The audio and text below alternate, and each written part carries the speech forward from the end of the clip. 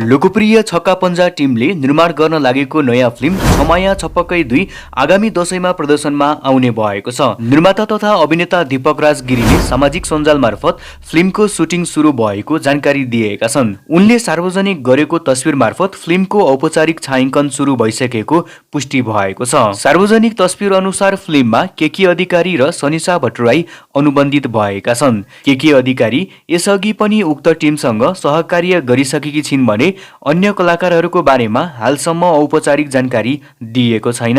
दशैंलाई लक्षित गर्दै निर्माण भइसकेको फिल्मप्रति दर्शकमाझ अहिलेबाटै चासो बढ्न थालेको छ। छमाया छपक्कै 2 ले अघिल्लो सफलताको निरन्तरता दिने अपेक्षा गरिएको छ। तपाईहरू पनि दीपक दीपाको निर्माणमा बन्न लागेको यो नयाँ फिल्म छमाया छपक्कै 2 हेर्नका लागि कतिको एक्साइटेड हुनुहुन्छ कमेन्ट गर्नुहोस्।